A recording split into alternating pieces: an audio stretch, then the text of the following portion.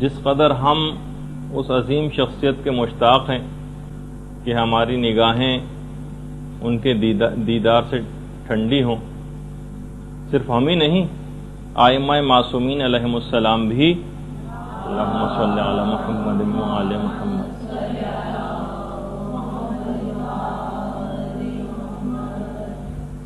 امیر المؤمنین علی ابن ابی طالب علیہ الصلوۃ والسلام بھی اللہم صلی علی محمد وعلی محمد۔ بہار الانوار کی 51ویں جلد میں مولا نے ایک سرد آہ کھینچی روایت میں،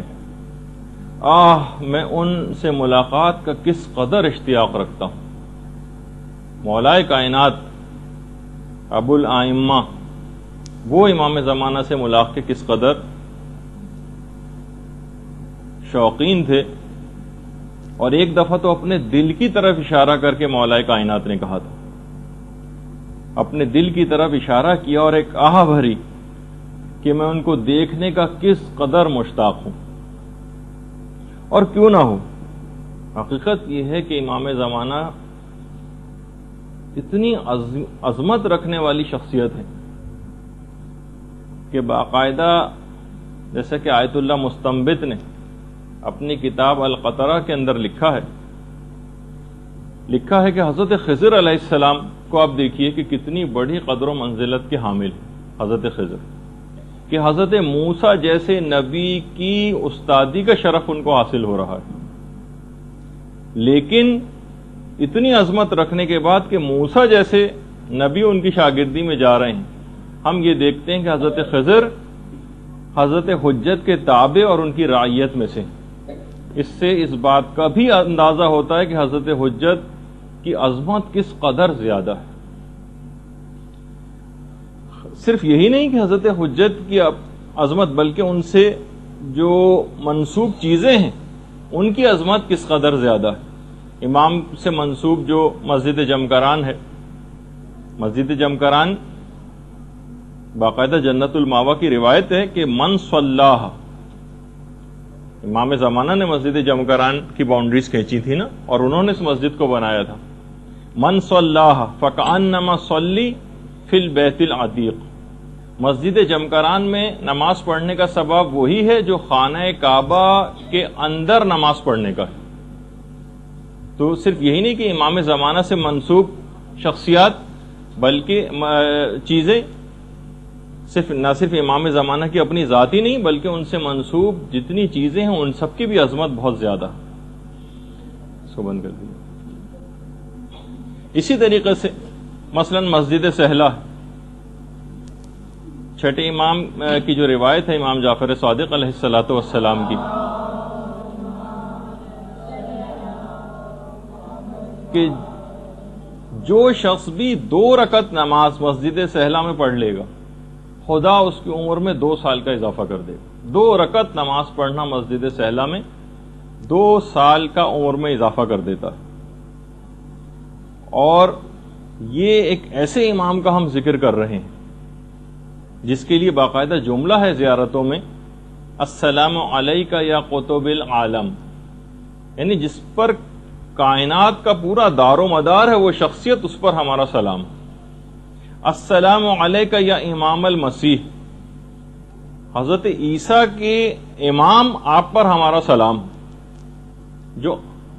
نبی خدا ہیں ان کے بھی امام امام زمانہ عجل اللہ تعالی فرجہ الشریف کی ذات گرامی اللہ صلی۔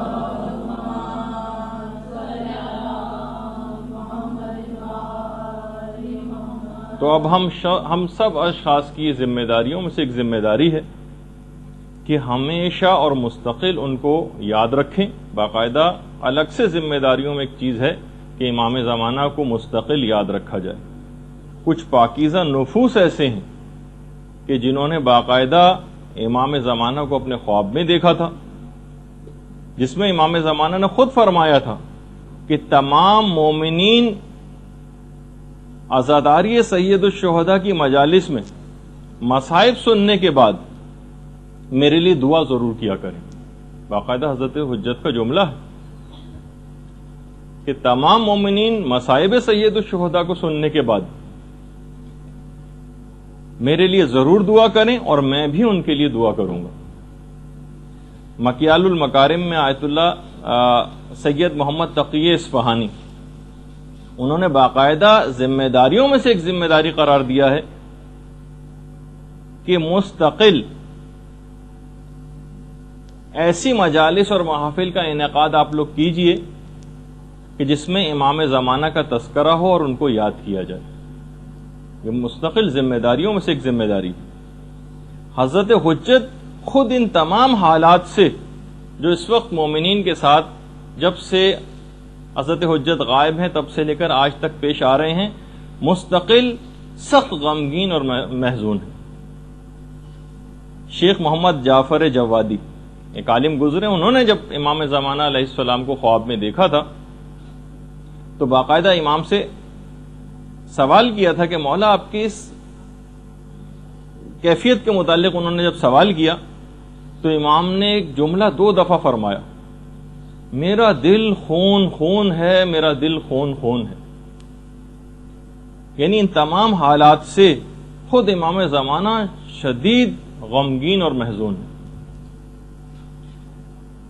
آقا سید محمد اسماعیل شرفی ایک اور عالم گزرے ہیں،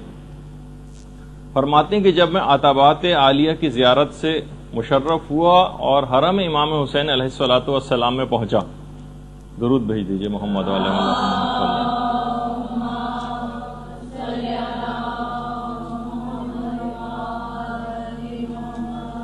تو میں نے دیکھا کہ خورشید جہاں اپنے جمال کی پوری تابش کے ساتھ ظاہر ہو گئے. یعنی امام زمانہ کو انہوں نے اپنی آنکھوں کے سامنے دیکھا. آقا سید محمد اسماعیل شرفی کہہ رہے ہیں میں والہانہ لپک کے امام کے پاس گیا اور پوچھا کہ آپ کون ہیں، حالانکہ دل کو یقین ہو چکا تھا کہ امام زمانہ. تو اس وقت امام زمانہ نے ایک جملہ کہا، میں اس کائنات کا سب سے مظلوم ترین فرد ہوں. واقعی اگر آپ اس لحاظ سے دیکھیں کہ کب سے امام کی ذات اتنی سب مصائب کو دیکھتی آ رہی ہے اور شیعت کے اوپر، اپنے ماننے والوں کے اوپر اور اپنی اولادوں کے اوپر کیسے مظالم انہوں نے دیکھے ہیں، تو اب ہماری ذمہ داریوں میں سے ایک ذمہ داری یہ ہے کہ ہم اس امام کی معرفت کو تو ضرور حاصل کریں. ان کی معرفت حاصل کرنا یہ کوئی بہت عنقا چیز اور ایک ایسی چیز نہیں ہے کہ جس کو حاصل نہیں کیا جا سکے، یا فقط چند ہی دنیا کے اندر افراد ایسے ہوں گے جو امام زمانہ کی معرفت کو حاصل کر سکتے ہیں. نہیں، ہر شخص حاصل کر سکتا ہے. خود امیر المؤمنین علی ابن ابی طالب علیہ الصلوۃ والسلام فرماتے ہیں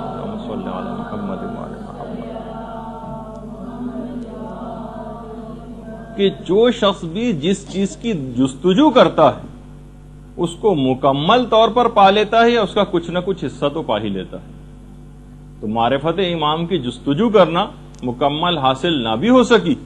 تو کچھ نہ کچھ حصہ تو اس کا ضرور حاصل ہو جائے گا. اچھا، اس کے لیے چند اعمال ہیں امام زمانہ کی معرفت کو حاصل کرنے کے لیے. امام کے دوسرے نائب خاص محمد ابن عثمان، ایک تو طریقہ انہوں نے بتایا ہے توجہ الیہ بالزیارہ، یعنی جو شخص بھی آپ کی زیارت جتنی دفعہ پڑھے گا، دیکھیے زیارت کیا ہے، امام زمانہ کے اوپر سلام، جتنی دفعہ وہ زیارت کرے گا اور امام کو سلام کرے گا اتنی ہی دفعہ جواب سلام کے لیے حضرت حجت اس کی طرف متوجہ ہوں گے.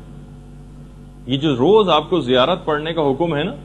اس کا ایک فلسفہ یہ بھی ہے کہ جتنی دفعہ آپ امام کا ذکر کریں گے، جتنی دفعہ ان کو سلام کریں گے، آپ کی طرف وہ اتنا ہی زیادہ متوجہ ہوں گے،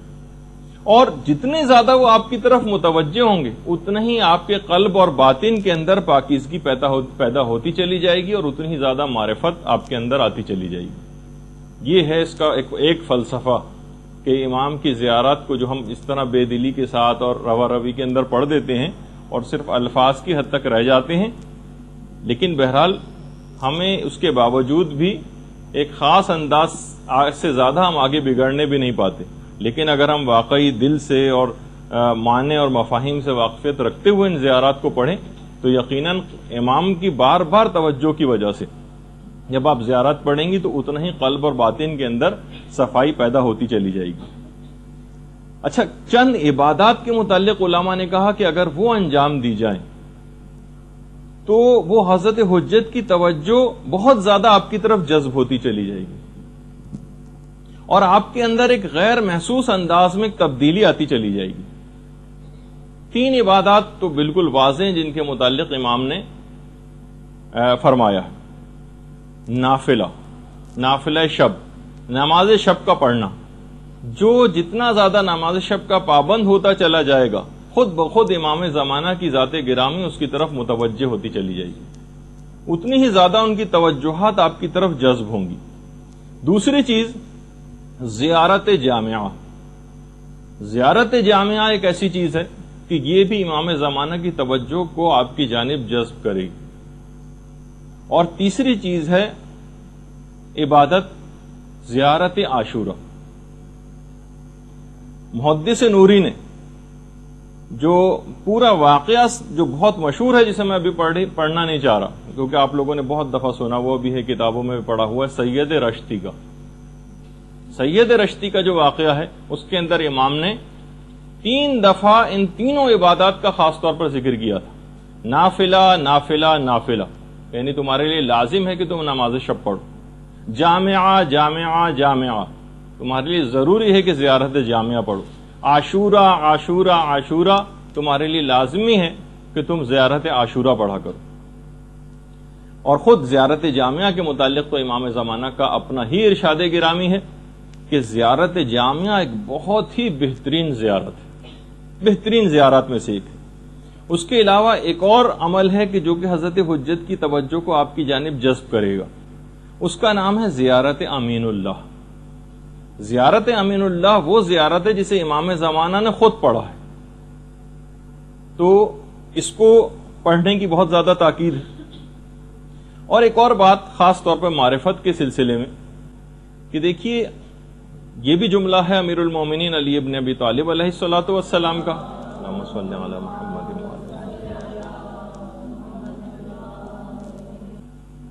باقاعدہ شرح غرر الحکم میں روایت ہے امیر المومنین سے کہ بلند ترین مقامات پر فقط اپنی عادات پر قابو پا کر ہی پہنچا جا سکتا ہے۔ ہم دیکھتے ہیں کہ ہماری بہت ساری عادات، سستی اور کاہلی، اور خاص طور پر جو سب سے بری عادت جو ہم سب کے اندر موجود ہے چند ایک مستثنیات کو چھوڑ کر، وہ ہے غفلت۔ علماء نے کہا کہ ہر چیز کو بہت سرسری طور پر لینا، ہر عذاب ہم نے سن لیے تمام گناہوں کے، کوئی ہم پر اثر ہوتے دیکھنے میں نہیں آ رہا۔ جو کہ پچھلی دفعہ بھی روایت میں نے بیان کی آخری زمانے کی نشانیوں میں سے کہ امام نے فرمایا تھا کہ نشانیاں مسلسل پوری ہو رہی ہوں گی لیکن کوئی ان سے اثر لینے والا نہ ہوگا، کسی کے کان پر جو نہیں رینگے گی۔ اگر آپ خود بھی دیکھیں، مسلسل آج ہمارا 4تھا ہفتہ ہے اس متعلق بیان کرتے ہوئے، کتنی نشانیاں آپ سن چکی ہیں، کتنا دل کو یقین آ چکا ہے کہ امام زمانہ کا ظہور کس قدر قریب ہے، ساری تقریباً نشانیاں پوری ہوتی جا رہی ہیں، اور اس کے باوجود ان 4 ہفتوں کے اندر کون سی عمل میں تبدیلی آئی، یہ آپ اپنے طور پر دیکھیے گا۔ سب سے بڑی جو بری عادت ہے ہماری وہ ہے غفلت، اور مولا نے فرمایا کہ بلند مقامات پر فقط اور فقط اپنی عادات، بری عادات کے اوپر غلبہ پا کر ہی پہنچا جا سکتا۔ تو معرفت اسی وقت حاصل ہو سکے گی کہ جب ہم اپنی ان بری عادات کو، مثلا بہت زیادہ سونے کی عادت، بہت زیادہ باتیں کرنے کی عادت، بہت زیادہ چیزوں کو سرسری لینے کی عادت، کسی چیز کو کوئی گویا اہمیت ہی نہیں دینی، کتنی بھی باتیں سنتے چلے جائیں، کتنی بھی احادیث کان کے اندر پڑھتی چلی جائیں، تو لیکن اس میں بھی سب سے بری عادت جو ہے وہ اس غفلت ہے۔ تو بہرحال یہ دیکھنا پڑے گا کہ ہم کیا ہیں، ہمارا ہدف اور ہمارا مقصد زندگی کیا ہے، یہ آپ کو طے کرنا پڑے گا۔ ایک بہت ہی اہم ترین چیز ہے، اور اپنے آپ کو ہمیشہ اس کے اندر آپ کو دیکھنا پڑے گا کہ آپ آخر زندگی میں آپ کو کرنا کیا ہے، آپ کا ہدف زندگی کیا ہے۔ اس غفلت کی زندگی سے باہر نکلنا پڑے گا، ایک ہدف زندگی طے کیجئے اور اس کے لیے دن اور رات ایک کر دیجئے، پھر آپ کو معرفت کا کوئی درجہ حاصل ہو سکے گا۔ اچھا، اسی طریقے سے ابھی جو بار بار اس بات کا ذکر ہوا کہ جناب دعا کیجیے حضرت حجت کے لیے، وہ بھی آپ کے لیے دعا کریں گے، خود ان کی فرمائش ہے کہ میرے لیے دعا کیا کرو، اس کے باوجود ہم دیکھتے ہیں کہ ہماری دعائیں قبول نہیں ہوتی. کتنے مومنین دعا کر رہے ہیں لیکن دعا ہے کہ قبول ہونے میں نہیں آتی، ظہور کے سلسلے میں بھی. اور ہم جو عام زندگی میں لوگوں کا ایک طریقہ کار ہے اس میں بھی لوگ شکایتیں کرتے نظر آتے ہیں کہ ہمارا عمل انجام دے رہے ہیں لیکن کوئی دعا ہماری قبول نہیں ہوتی. دیکھیے ہمارے استاد نے ایک دفعہ ایک روایت پڑھی تھی آج سے تقریباً 15 سال پہلے، کتاب کیفر کردار کے حوالے سے. فرما یہ رہے تھے کہ دیکھیے 2 ٹانگوں والا جو آدمی ہوتا ہے وہ ایک ٹانگ والے کو دیکھ کر خدا کا شکر ادا کرتا ہے، اور ایک ٹانگ والا جو ہوتا ہے، یہ بھی روایت نہیں ہے تو خود بیان کر رہے تھے، وہ جس کی دونوں ٹانگیں نہیں ہوتی ان کو دیکھ کر خدا کا شکر ادا کرتا ہے. تو کائنات کی جتنی بھی موجودات ہیں ان سب نے خدا کا ایک شکر ادا کیا. کتے نے بھی خدا کا شکر ادا کیا، پروردگار تیرا لاکھ لاکھ شکر ہے کہ تو نے مجھے کتا بنایا. اب کتے سے اگر سوال کیا جائے کہ تم کس بات کا شکر ادا کر رہے ہو، تم سے زیادہ نہ تو کوئی نجس ہے نہ تم سے زیادہ بدتر کوئی جانور ہے، تو کتے نے کہا ہاں میں خدا کا شکر ادا کر رہا ہوں کہ اس نے مجھے کتا بنایا ہے، سور نہیں بنایا. سور نے بھی خدا کا شکر ادا کیا، یا پروردگار تیرا لاکھ لاکھ شکر ہے جعلنی خنزیرا، کہ تو نے مجھے خنزیر بنایا. بھائی تم کو شکر ادا کرنے کی کیا ضرورت ہے؟ تم تو سب سے کتے سے بھی زیادہ بدتر ہو، نجس العین ہو، ہر رطوبت تمہاری نجس ہے، ساری فقہ کی کتابیں تمہاری ایک لحاظ سے مذمت میں نجاست کے ذکر سے بھری ہوئی ہیں، تم کس بات کا شکر ادا کر رہے ہو؟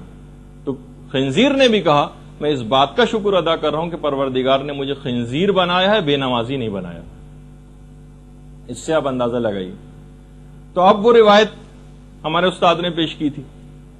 کہ دیکھیے کچھ گروہ ایسے ہیں کہ جو جس جگہ پر موجود ہوں وہاں دعا کبھی قبول نہیں ہوتی. ان میں ایک روایت ہے کہ جس گھر میں کتا موجود ہو وہاں رحمت کے فرشتے نہیں آتے، رحمت کے فرشتے نہیں آتے تو دعا کی قبولیت بھی نہیں ہوتی. جس گھر میں کتا ہو، اور جس گھر میں کتے سے بھی بدتر سور ہو وہاں پہ بھی رحمت کے فرشتے نہیں آئیں گے اور دعا قبول نہیں ہوگی. اور جس گھر میں خنزیر سے بھی بدتر بے نمازی موجود ہو یا گنڈے دار نماز پڑھنے والے ہوں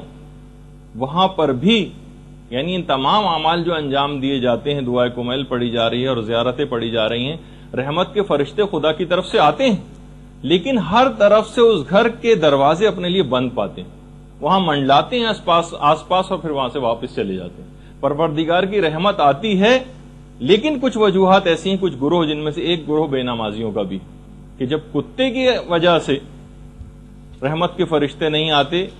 تو اس سے بھی بدتر خنزیر ہے اور خنزیر سے بھی بدتر بے نمازی.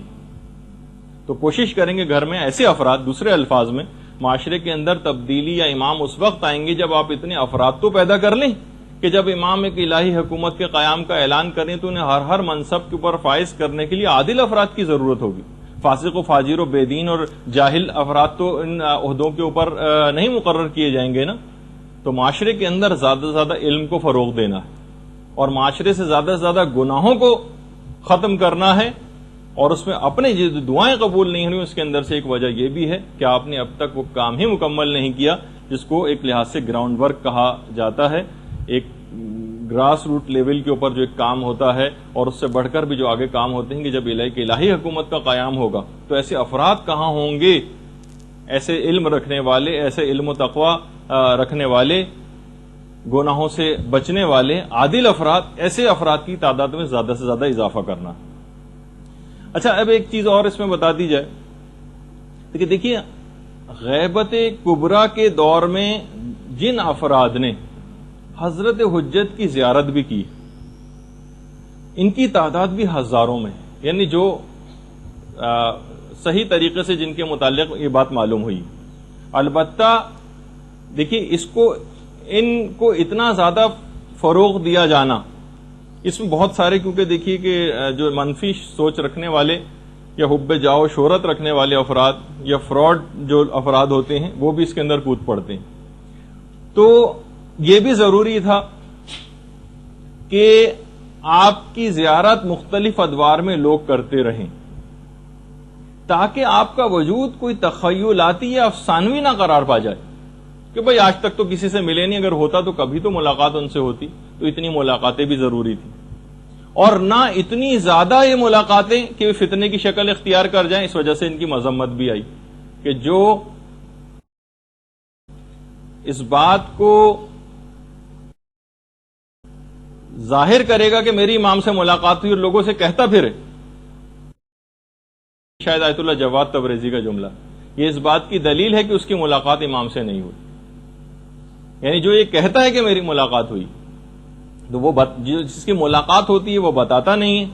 یا اس کے انتقال کے بعد پتہ چلتا ہے کہ ان کی ملاقات ہوئی تھی. تو بہرحال اس لحاظ سے یہ ایک سلسلہ ایک خاص مصلحت سے شروع کیا گیا کہ کچھ افراد کو مختلف ادوار میں زیارتیں بھی کروائی جائیں. اور باقاعدہ ایران کے اندر تو اس مسئلے نے جب سے ملاقات امام زمانہ نام کی کچھ کتابیں چھپیں تو تقریباً ایران میں ایک فتنہ سا نمودار ہو گیا تھا. ہر شخص تقریباً، کیونکہ ہر طرح سے لوگ رہنے والے وہاں پر بھی ہیں، اس بات کا مدعی ہو گیا. کسی کا کوئی کام ہو گیا، کسی کا مثلا گاڑی کا ٹائر پنکچر ہو گیا اور اس کا کوئی آدمی آیا اس کا ٹائر درست کر دیا، تو انہوں نے کہا یہ تو امام زمانہ مثلا تشریف لائے تھے. تو ایک بالکل ایک مذاق سا بن کے رہ گیا. باقاعدہ کچھ ایسی کتابوں کو وہاں پر جلایا گیا، مظاہرے ہوئے، کچھ کتابوں کے لکھنے والوں کو وہاں پر اریسٹ بھی کیا گیا، اور تاکہ اس فتنے کے اوپر کسی طور پہ قابو پایا جا سکے. لیکن بہرحال الحمدللہ اس میں قابو پا لیا گیا اس پر. تو یہی چیز یہاں پر بھی آپ کو دیکھنی ہوگی کہ اگر اس طرح سے کوئی دعویٰ کرنے لگیں تو یہ آپ کو اپنی ذمہ داری پتہ ہونی چاہیے کہ آپ کا اس وقت اقدام کیا ہونا چاہیے. اس پہ ہم ایک دفعہ ذکر کر بھی چکے ہیں آپ کی ایک نشست میں، جس میں مجتہدین کے آراء اور فتاوی سلسلے میں نقل کیے گئے تھے. اچھا، جتنی بھی علامتیں جیسے کہ ہم اس سے پہلے بیان کر رہے تھے کہ جو پوری ہو چکی، بہت ساری تو ایسی ہیں جو مسلسل پوری ہوتی ہوئی بھی نظر آ رہی، کتنی تو آپ نے سن لی. مثلا ایک وہ جو روایت ہے کہ مسلمانوں کا مقابلہ سلطان روم سے ہوگا. جیسے کہ آپ کے علم میں اس وقت جو سلطان روم یعنی امریکہ کس طرح سے پورے مسلمانوں کے خلاف اس نے ایک فوج کشی کا ایک سلسلہ شروع کر رکھا ہے، تو مسلمانوں کا مقابلہ سلطان روم سے ہوگا. یہ بھی روایات میں کہ حاکم حجاز حاکم بغداد کو اکسائے گا کہ وہ میرے بیٹے کے ملک پر حملہ کریں، جبکہ میرا بیٹا اس وقت حاکم خراسان ہوگا. میرا بیٹا ایک ایسے انقلاب کے بعد حکومت کو حاصل کرے گا جس میں 80,000 سے زائد مومنین اپنی جانوں کا نذرانہ پیش کریں گے. دیکھیے کتنی روایات ایسی. اسی طریقے سے میرا بیٹا ایک ایسے ظالم کو اقتدار سے ہٹا کر آگے آئے گا کہ جس کے سلسلے میں فقط 2 ہی بادشاہ ہوں گے. ہم دیکھتے ہیں کہ امام خمینی جس بادشاہ کو ہٹا کر جو پہلوی خاندان تھا، اس سے پہلے فقط 2 خاندانوں کے اندر ایران کے اندر حکومت رہی، صفوی خاندان اور قاجار خاندان. کہ میرا بیٹا ایک ایسے ظالم کو ہٹا کر اقتدار میں آئے گا کہ جس کے سلسلے میں فقط 2 بادشاہ ہوں گے، یعنی 2 خاندانوں میں بادشاہت رہے گی. حاکم حجاز میں سلسلہ بادشاہت بھائیوں میں چلے گا، جو کہ ہم کو اس وقت نظر بھی آ رہا. جب ہی آخری زمانے کے لیے اپنے ایمان کو بچانے کے لیے کتنی دعاؤں کی تاکید آئی ہے جو آپ سنتی رہتی. اپنی حفاظت ایمان کی دعا کرتے رہنا. پیغمبر اسلام ختم مرتبت صلی اللہ علیہ وآلہ وسلم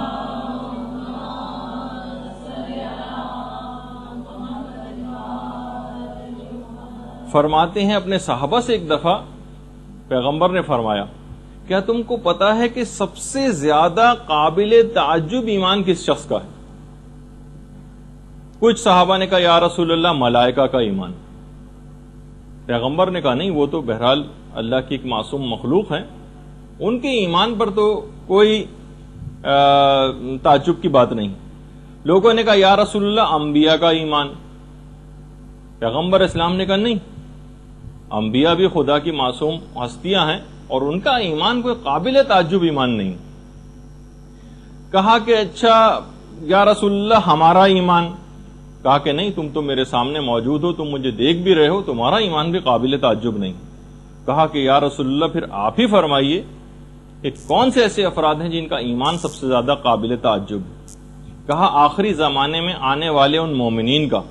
جنہوں نے نہ مجھے دیکھا ہوگا نہ میری اولاد کو، اور میرے آخری فرزند پر ان کا اعتقاد اتنا زیادہ مضبوط ہوگا کہ پہاڑ ٹل جائیں گے مگر ان کا ایمان ختم نہیں ہوگا، اور وہ سفیدی پر سیاہی کو دیکھ کر ایمان لائیں گے، جس کے متعلق علماء نے کہا کہ یعنی امام کو انہوں نے دیکھا نہیں ہوگا لیکن سفیدی پر سیاہی یعنی کاغذ کے اوپر لکھی ہوئی حدیثوں کو پڑھ کر کتابوں کے اندر ایمان لائیں گے۔ تو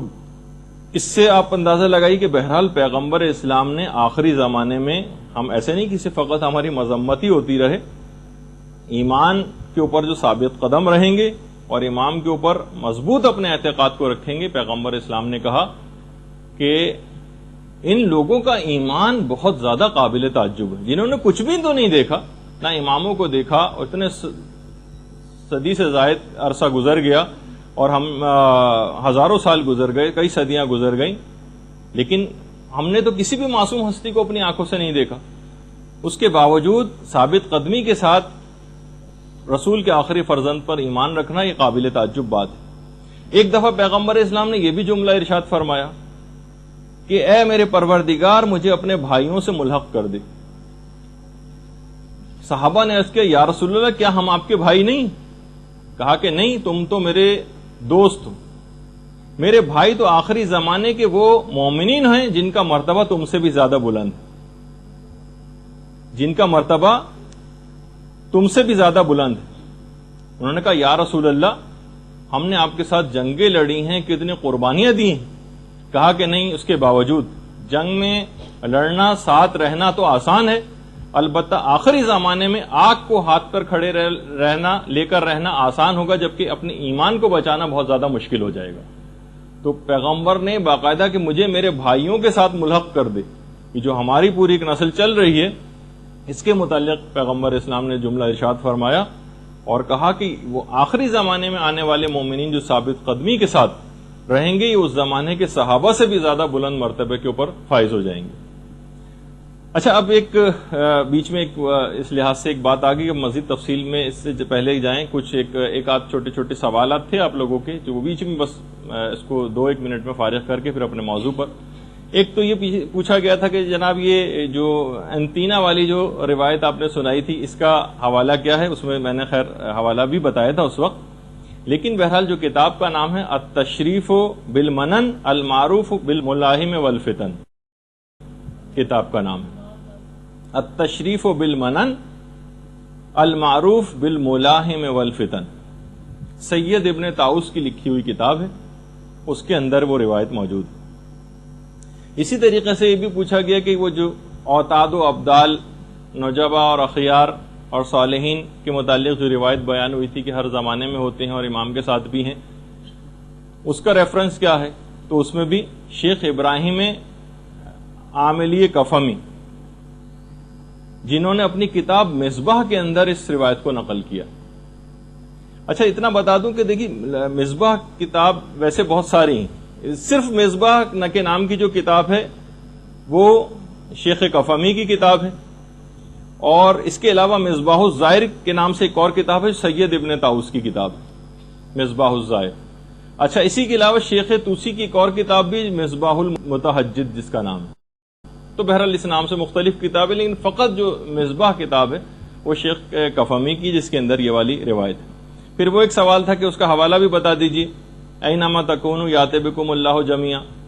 فاستبقوا الخیرات، نیکیوں میں سبقت کرو، تم ادھر ادھر بھی دنیا میں کہیں بھی موجود ہوں گے تو خدا ایک جگہ پر جمع کر دے گا۔ وہ بھی سورہ بقرہ کی آیت نمبر 148۔ یہ 1-2 چیزیں آپ لوگوں کی رہ گئی تھیں، تو میں نے سوچا کہ اس کو بیچ ہی میں اس میں جواب دے دیا جائے، کبھی آخر میں چیز پھر رہ جائے۔ اچھا، اب ایک سوال یہ بھی تھا، خیر ابھی اس کی تفصیل آگے چل کر آئے گی، ایک ہر دفعہ جب بھی امام زمانہ کے متعلق گفتگو ہوتی، ایک چیز ضرور بھی ضرور ہر جگہ پوچھی جاتی علماء سے، کہیں کوئی بھی اس موضوع پر خطاب کرے کہ امام زمانہ جب آئیں گے تو کیا تلوار سے جنگ ہوگی یا اس زمانے میں جو سپر لیٹسٹ قسم کے ہتھیار ہوں گے؟ تو بہرحال اس میں خیر مختلف چیزیں ہیں، اب اس کی تو بحث میں ہمیں نہیں جانا، لیکن رجحان علماء سب کا یہی ہے کہ نہیں، اس زمانے میں جو سپر لیٹسٹ طریقے جو بھی اختیار اس زمانے میں ہوں گے اس سے بھی بڑھ کر بلکہ امام اختیار کریں گے کہ اس زمانے کا انسان اتنا زیادہ ترقی یافتہ ہو چکے گا کہ وہ اپنے سے بہترین کوئی ٹیکنالوجی کوئی دیکھے گا تو ہی مروب ہوگا اور ایمان کو قبول کرے گا. یعنی اس کو اسی وقت یقین آئے گا جب وہ اپنے سے بہتر کسی چیز کے اندر وہ دیکھے گا کہ نہیں یہ تو ان کے پاس تو ہمارے سے بھی بہتر ایک چیز ہے. بلکہ علماء کا کہنا ہے کہ پہلے زمانوں کی نسبت آج کل کے دور میں تو ظہور امام زیادہ سے زیادہ سمجھ میں آ رہا ہے کہ واقعی آج کے دور میں اگر ظہور امام ہو جائے. باقاعدہ ہمارے استادی سے ایک دفعہ ہم سب لوگ بیٹھے پوچھ رہے تھے تو انہوں نے یہ جملہ کہا تھا کہ آج کل کے دور میں زیادہ ظہور آسان ہے. پہلے زمانے میں تو جناب یہ تھا تلوار کا دور تھا اور معجزات تو اگر دکھاتے تو امام ایک الگ بات ہوتی. لیکن آج ہم دیکھتے ہیں کہ پورا کا پورا کمپیوٹرائز دور ہے. اگر بالفرض آج کمپیوٹر کوئی وائرس ایسا آ جائے جو پوری دنیا کے کمپیوٹر وائرس ایک دوسرے سے کنیکٹڈ ہیں اور سب سارے کے سارے جیم ہو جائیں تو سارا یعنی اس وقت پورا سسٹم جتنا بھی الیکٹریسٹی کا اور مواصلات کا اور سب چیزوں کا وہ پورے کا پورا ان تمام جو بڑی طاقتیں ان کا پورا سسٹم اس کے اوپر چل رہا ہے. آج یہ کوئی بھی آج ہم دیکھتے ہیں کہ ناسا کی ویب سائٹس کے اندر اکثر جو بچے ہیں وہ تک کچھ ایسے پروگرامز بنا کے وہاں پر گھس گئے اور کتنی اس پہ فلمیں بھی بنائی گئی کہ میزائل تک فائر ہونے والے تھے اور انہوں نے کمپیوٹر کے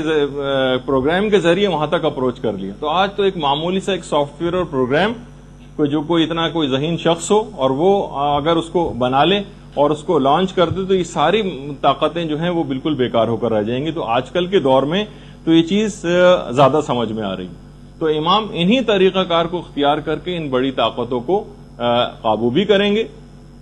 اور تفصیل اپنے مقام پر آئے گی. لیکن آج اتنا وقت نہیں کیونکہ آج ہمیں ہر صورت میں اپنے اس موضوع کو مکمل کر لینا ہے. اچھا اب امام جب تشریف لے آئیں گے اور جتنی تفصیلات ہم نے بیان کی تو اس کے بعد یہ ہے کہ امام کچھ ایسی اصلاحات کریں گے.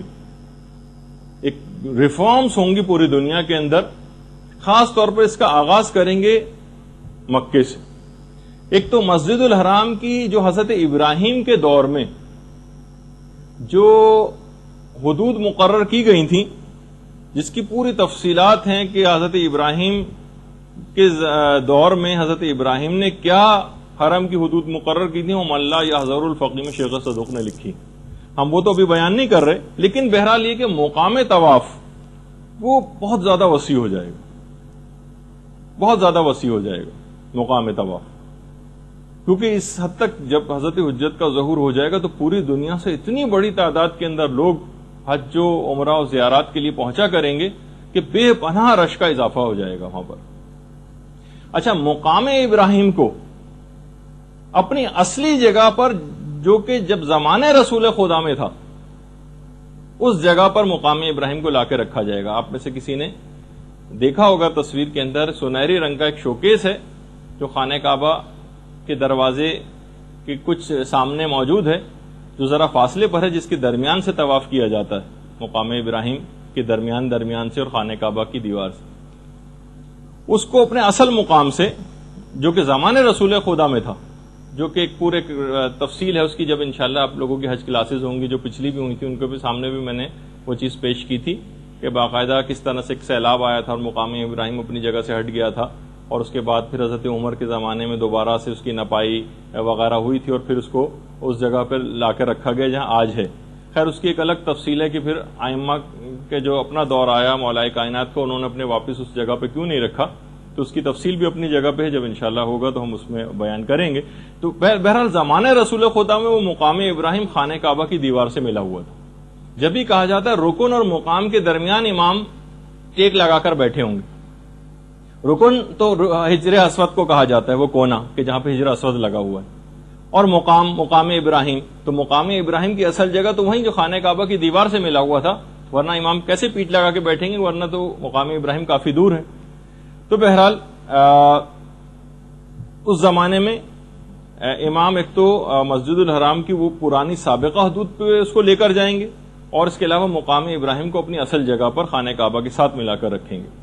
رش اتنا زیادہ ہو جائے گا طواف کرنے والوں کا کہ امام زمانہ کی طرف سے حکم آ جائے گا کہ مستحب طواف کرنے والوں پر پابندی. فقط اور فقط حج کے ایام میں خاص طور پر یہ بات ہوگی جب اتنا زیادہ رش ہوگا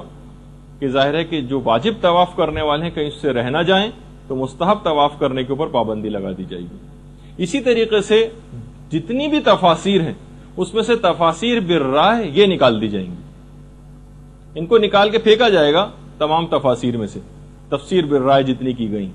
تقریباً علماء نے کہا کہ رجال کی جتنی بھی کتب ہیں اس سے انسان بے نیاز ہو جائے گا، تمام قیاسی مسائل دفن ہو جائیں گے، فلسفے کے جتنے بھی فضول مباحث ہیں وہ سب ختم ہو کے رہ جائیں گے، اور تہذیب و ثقافت کے نام پر جو ایک مادر پدر آزادی کا جو تصور ہے یہ بھی امام زمانہ کی آمد کے بعد بالکل ختم ہو جائے گا۔ جتنے مسالک ہیں، مسلک، یہ سارے ختم ہو جائیں گے اور سب کے سب لوگ مومن کہلائیں گے۔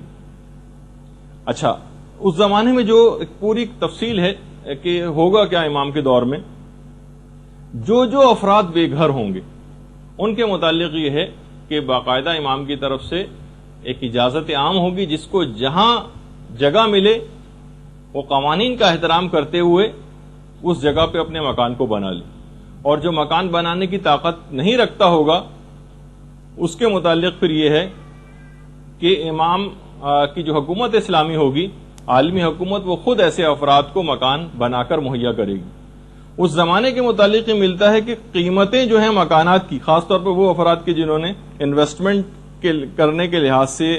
مکانات کو خرید رکھا ہے، تو اس زمانے میں قیمتیں مکانات کی بہت زیادہ کم ہو جائیں گی، سوائے کوفے کے مکانات کی کہ اس کی دارالحکومت ہونے کے لحاظ سے ایک الگ حیثیت ہوگی تو اس کی تو قیمت زیادہ ہوگی، لیکن جو اور جگہوں کے اوپر مکانات ہیں تو کیونکہ قیمتیں اسی وجہ سے بڑھتی چلی جاتی، تو جب ہر شخص کو حکومت کی طرف سے گھر ملے گا، عالمی حکومت کی طرف سے، اسلامی حکومت کی طرف سے، تو پھر خود بخود ان مکانات کی قیمتیں کم ہوتی چلی جائیں گی۔ لوگوں کے دلوں سے کینہ نکل جائے گا امام کی حکومت کے آنے کے بعد، اور ہر طرف فقط اور فقط خیر ہی خیر ہوگا۔ یہ بھی تفصیل ہے روایات میں کہ سڑکوں اور گلیوں میں جتنی بھی کھڑکیاں کھلتی ہیں گھروں کی، ان کو بھی بند کر دیا جائے گا۔ سڑکوں اور گلیوں کی طرف جو کھڑکیاں کھلتی ہیں ان کو بند کر دیا جائے گا، اور جتنے بھی روڈز ہیں، یہ تقریباً ہر روڈ جو مین روڈز ہوں گی وہ 120 فٹ چوڑی کر دی جائیں گی، اور گلیوں کے اندر جتنی بھی رکاوٹیں اور ڈنڈے کھڑے کیے جاتے ہیں ان سب کو بھی ہٹا دیا جائے گا۔ اچھا، اسی طریقے سے روایات میں یہ بھی ہے، اس کو ہم ظاہر ہے کہ اپنے الفاظ میں بیان کر رہے ہیں، کہ سڑکوں پر کھلنے والے جتنے گٹر ہیں یہ ان کو بھی بند کر دیا جائے گا۔ بہار الانوار کی 52ویں جلد کے اندر پوری ایسی اصلاحات کا بھی تذکرہ کیا گیا ہے۔ پانچویں امام محمد باقر علیہ الصلوۃ والسلام فرماتے ہیں کہ جس نے بھی ظہور امام کو پا لیا، جو بیمار ہوگا وہ تندرست ہو جائے گا، جو کمزور ہوگا وہ طاقتور ہو جائے گا۔ ابھی بیمار تندرست کیسے ہوگا یہ آگے چل کے بات آنے والی۔ کمزور طاقتور ہو جائے گا۔ اسی طریقے سے امام علوم کو ظاہر کریں گے۔ روایت میں یہ ہے کہ 27 جو علوم ہیں، یعنی اب تک ان 27 میں سے فقط 2% علوم جو ہیں یہ لوگوں کے سامنے آئے۔ ابھی جو 25 جو ریمیننگ ہیں یہ امام زمانہ کی آمد کے بعد امام خود ظاہر کریں گے، ان 25 حصے علوم کے، یعنی علوم کے جو 27 حصے ہیں حضرت آدم سے لے کر اب تک دنیا میں فقط 2 حصے تقسیم کیے گئے، 25 حصوں کو امام خود آ کر ظاہر کریں گے۔ جب 25 کو امام خود آ کر ظاہر کریں گے تو اتنی زیادہ جینیٹک انجینئرنگ کے اندر دنیا ایک کمال پر پہنچ جائے گی، جس پہ اب ہم کلوننگ کے لحاظ سے صرف بات کرتے ہیں خالی، ورنہ جینیٹک انجینئرنگ کے اوپر جتنا کام ہو رہا ہے، اب یہ لگتا ہے کہ جو ہر تقریباً جو بیماری اس کے جو کوڈنگ اور ڈی کوڈنگ کا مسئلہ ہے وہ سب کے سب پتہ چل جائیں گی تو دنیا سے بیماریوں کا خاتمہ ہو جائے گا۔ جینیٹک انجینئرنگ ایک بڑے کمال کے اوپر پہنچ جائے گی تو بیماریاں بھی خود بخود ختم ہو جائیں گی۔ اسی طریقے سے امام کے دور میں جتنے بھی فیصلے ہوں گے عدالتوں کی وہ تمام کے تمام بلا گواہی ہوں گے۔ امام اپنے علم سے فیصلہ کریں گے، اور بالکل جس طریقے سے حضرت خضر کے فیصلے ہیں، جس طریقے سے مثلا حضرت داؤد اور حضرت سلیمان کے فیصلے ہیں کہ وہ بھی بغیر گواہی کے فیصلے کیا کرتے تھے اپنے علم نبوت سے، اس کے ذریعے امام بھی فیصلے کریں گے۔ یعنی امام فیصلے کرنے کے لیے شہادتوں کا انتظار نہیں کریں گے کہ کچھ گواہ لائے جائیں اور اس کے بعد پھر جو ظاہری قوانین ہیں ان کے مطابق عمل کرتے ہوئے، نہیں، گواہوں کا کوئی انتظار نہیں ہوگا۔ اچھا، اب ایک سوال یہ ہوتا ہے کہ چلیں امام کے پاس اگر فیصلے آئیں تو امام تو علم امامت سے فیصلے کر لیں گے، تو پوری دنیا کے جتنے بھی مقدمات ہیں کہ اس کے سارے فیصلے امام بنفس نفیس کیا کریں گے؟ نہیں، امام کے اور نمائندے بھی تو ہوں گے نا. تو آخر پھر یہ کس طرح سے ہوگا کہ وہ کس طرح سے بغیر گواہی کے فیصلے کیا کریں گے؟ تو یہ بھی ہے روایات کے اندر باقاعدہ غیبت نعمانی میں روایت ہے، چھٹے امام سے بھی یہ بات پوچھی گئی تو امام نے کہا کہ دیکھو کہ ہر علاقے کا ایک گورنر ہوگا، جب اس کے پاس معاملات جائیں گے تو روایت میں ہے کہ اس علاقے کے گورنر کے پاس اس کے تمام معاملات اس کے کف دست میں ہوں گے، اس کے کف دست میں. یعنی جب بھی کوئی معاملے کا وہ مبہم پائے گا تو وہ اپنی ہتھیلی کو دیکھ لے گا، اس میں حقیقت لکھی ہوئی نظر آ جائے گی. اب اس میں کئی احتمالات علماء نے نقل کی کہ آخر ٹھیک ہے کہ امام اگر بنفس نفیس ان کی ذات گرامی اگر وہ فیصلے کرتی تو بات سمجھ میں آتی، لیکن پوری دنیا کے ہر معاملے کو تو امام نہیں نمٹائیں گے، ہر مقدمے کو. تو کچھ علماء نے کہا کہ اگر جو ان کے ہر علاقے کا جو ایک نمائندہ امام کا ہوگا اس کے معاملات اس کے کف دست میں ہوں گے، اور جب کسی معاملے کو مبہم پائے گا وہ اپنی ہتھیلی کو دیکھے گا اور اس کے بعد پھر اس کو وہ امر واضح ہو جائے گا. اب علماء نے کہا کئی احتمالات ہیں. پہلا احتمال تو یہ ہے کہ ہو سکتا ہے یہ سب باتیں بطور اعجاز ہوں، معجزے کے طور پر ایسی قوت عطا کر دی جائے امام کے ان نمائندگان کو. دوسرا علماء نے کہا ہو سکتا ہے، اب ہم قیاس آرا ہی کر سکتے ہیں، ہو سکتا ہے انٹرنیٹ کی طرح سے ہدایات کا یا رابطے کا وہ ذریعہ امام سے ہو، کوئی بھی جدید طریقہ. اور اب تو یہ چیز زیادہ نظر آنے لگی، پہلے تو جناب لیپ ٹاپ ہوتے تھے، اب پام ٹاپ بھی آ گئے، یعنی جو سمجھے صرف ہتھیلی کے اندر، یا آپ یہ میسیجنگ سسٹم جو آپ کے پاس موبائلوں کے اندر ہے، موبائل فونز کے اندر، اس کے اندر بھی یہی بات ہوتی کہ سیلولر فونز جو ہیں ان کے طرز پر کوئی چیز ہو، یا ہو سکتا ہے اس سے بھی لیٹسٹ کوئی چیز ہو جو ہماری سمجھ میں نہیں آ رہی. اور یہ بھی روایات کے اندر ہے، باقاعدہ مخطوطہ ابن حماد کے اندر روایت ہے کہ خود پیغمبر اسلام سے مروی روایت ہے کہ ظہور امام کے بعد لوگ اپنے مردوں کی خواہش کریں گے، کاش آج ہمارے جو مردہ ہیں وہ آج زندہ ہوتے تو اس زمانے کو دیکھتے کہ ہم کتنی خوشحالی اور کتنی نعمتوں کے ساتھ امام کے ساتھ زندگی گزار رہے ہیں. لیکن اس کے بعد ان کی وہ دعا اور خواہش بھی قبول ہوگی، اور پھر رجت کا جس کے ہم ابھی آگے چل کر ذکر کرنے والے ہیں. اچھا، اتنا اور بتا دیا جائے، اس کی بھی تفصیل علماء نے بتائی کہ حضرت موسیٰ کا جو عصا ہے نا، یہ اصل میں جنت کا ایک درخت ہے، آس، اس کی ایک شاخ ہے، اس کی شاخ ہے، جنت کا درخت ہے آس، الف مدزبر آ اور سین. حضرت جبریل نے مدین میں جب حضرت موسیٰ پہنچے تھے اس وقت ان کو یہ لا کر دیا تھا. اور پانچویں امام یہ بات بیان فرماتے ہیں کہ سب سے پہلے اس عصا کو حضرت آدم کو دیا گیا تھا، کہ جو حضرت موسیٰ کا عصا تھا نا، پہلے حضرت آدم کے پاس تھا،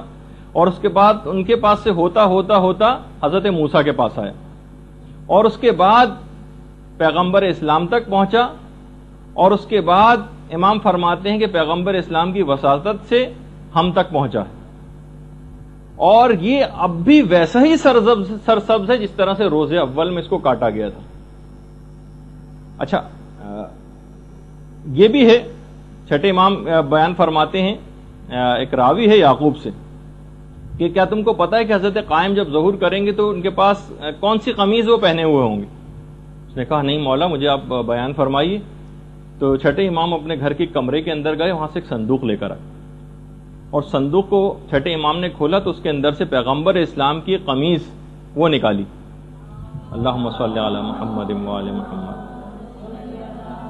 اس قمیض کی جو آستین تھی اس کے اوپر خون لگا ہوا تھا، جو جنگ احد میں جب پیغمبر اسلام کے دندان مبارک شہید ہوئے تھے تو وہ خون پیغمبر اسلام کا اس قمیض کے اوپر لگا تھا. اس وقت جب ظہور کا وقت ہوگا تو پیغمبر اسلام کی یہ خون آلود قمیض یہ حضرت حجت پہنے ہوئے ہوں گے جو جنگ احد میں جس پر خون لگا تھا. راوی کہتا ہے یعقوب کہ میں نے اس قمیض کو لیا، اس کو بوسہ دیا، اور اس کے بعد پھر چھٹے امام نے اس قمیض کو بہت اچھے طریقے سے تہہ کیا، صندوق کے اندر رکھا، اور پھر دوبارہ اس کو رکھ کر آئے. اچھا، یہ جو ایک تو پیغمبر اسلام کی ایک اس طرح کی قمیص پہنی ہوگی، ایک پیراہن ہوگا، ایک اور لباس جو کہ حضرت یوسف کا ہوگا. وہ بھی روایت میں اکمال الدین و اتمام النعمہ میں شیخ صدوق نے اس کو نقل کیا ہے، اور مفضل ابن عمر اس کے راوی کہ امام نے پوچھا کہ تم کو پتا ہے کہ جو حضرت یوسف کی قمیص تھی وہ کیسی تھی؟ کہا کہ راوی نے کہا نہیں. تو پھر امام نے اس کی تفصیل بتائی کہ جس وقت حضرت ابراہیم کو آگ کے اندر پھینکا جا رہا تھا اس وقت جبرائیل وہ قمیض لے کر آئے تھے اور حضرت ابراہیم کو وہ قمیض پہنائی تھی، اور جس سے وہ محفوظ رہے، اور اس آگ کی جو اس سے پہلے کی حدت تھی اور اس کے بعد جب وہ آگ ٹھنڈی ہو گئی تھی تو اس کی سردی سے بچانے کے لیے بھی وہ قمیض جو حضرت جبریل نے ان کو پہنائی تھی، جس کی وجہ سے حضرت ابراہیم محفوظ بھی رہے تھے. پھر حضرت ابراہیم کا جب وقت وفات قریب آیا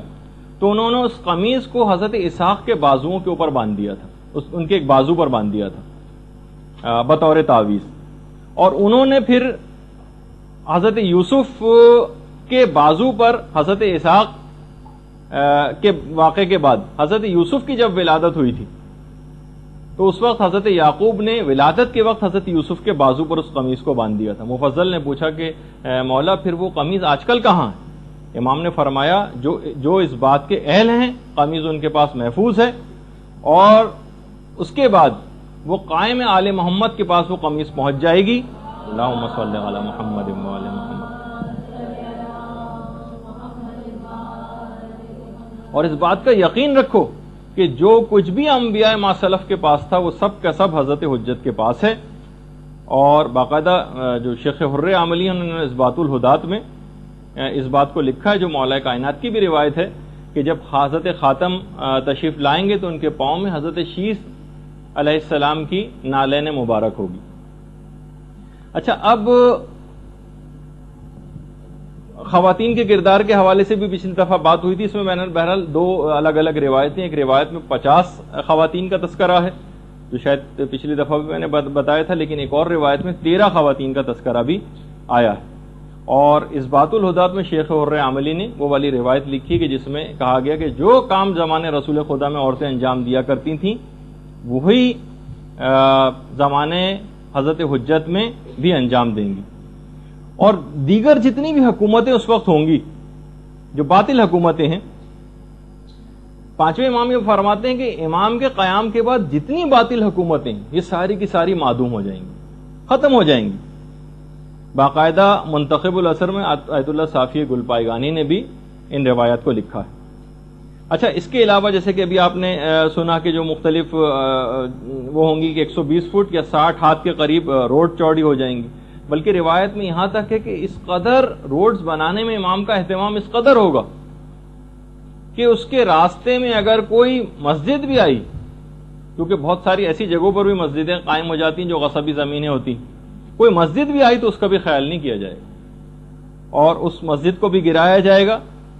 اور خاص طور پر جو پیدل چلنے والوں کے لیے پیڈسٹرین اسٹریٹس جو ہوتی ہیں وہ تعمیر کی جائیں گی. اور مساجد کی جتنی بھی ظاہری زیب و زینت ہے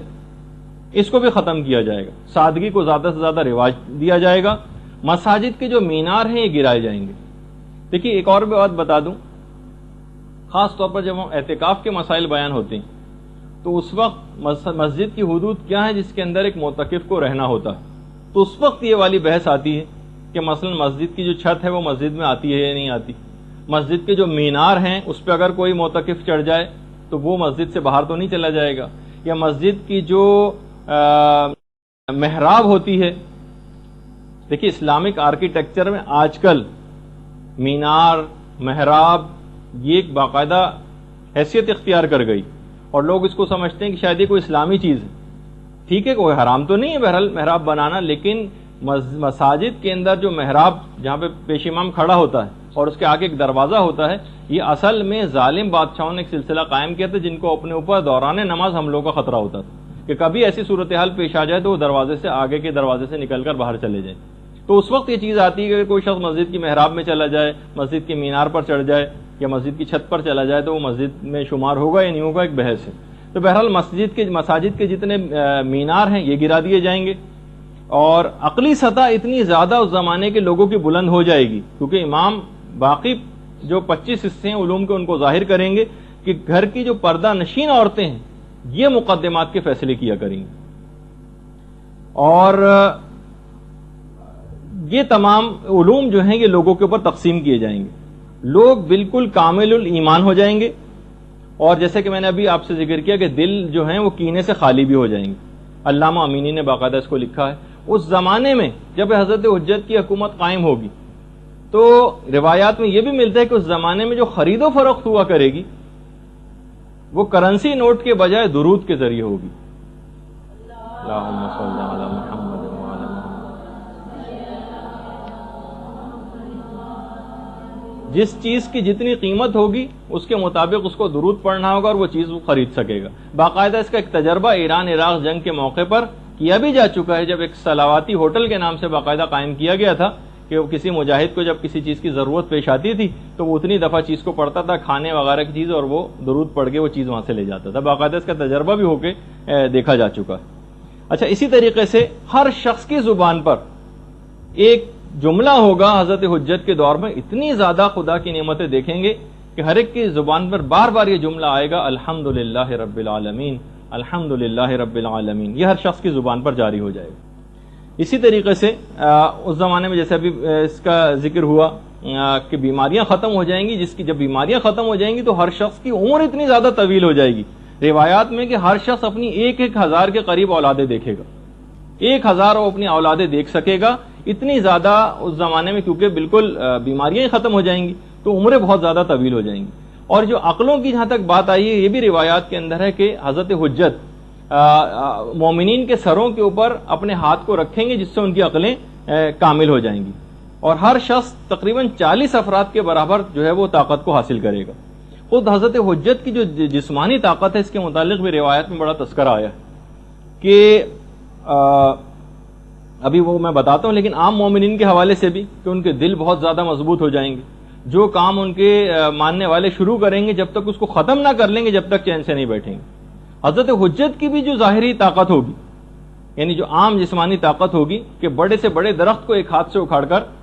پھینک دیں گے، پہاڑوں میں جا کر اگر حضرت حجت آواز دیں زور سے تو پہاڑوں کے پتھر ٹوٹ کے گرنے لگیں گے۔ یعنی اگر آپ دیکھیں واقعی روایات کے اندر، پھر باقاعدہ مفضل نے چھٹے امام سے ایک روایت بھی نقل کی کہ جس میں امام نے فرمایا کہ آپ کے حضرت حجت کے دور میں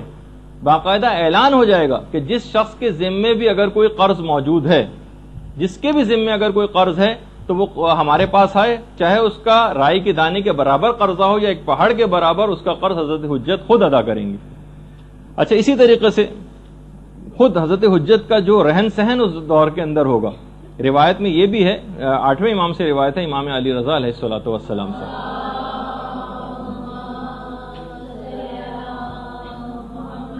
کہ امام کا جو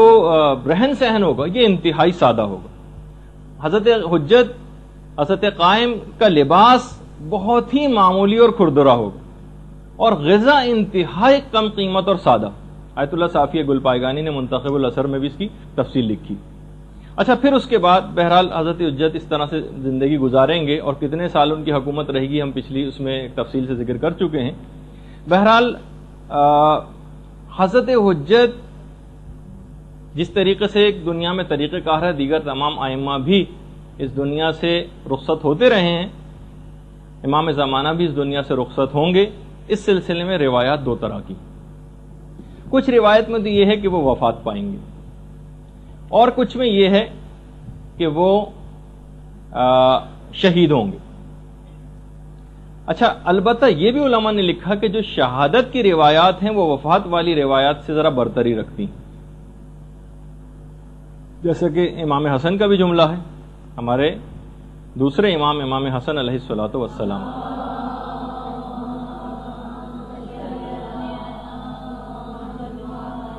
کہ ہم تمام امام یا تو زہر سے قتل ہوں گے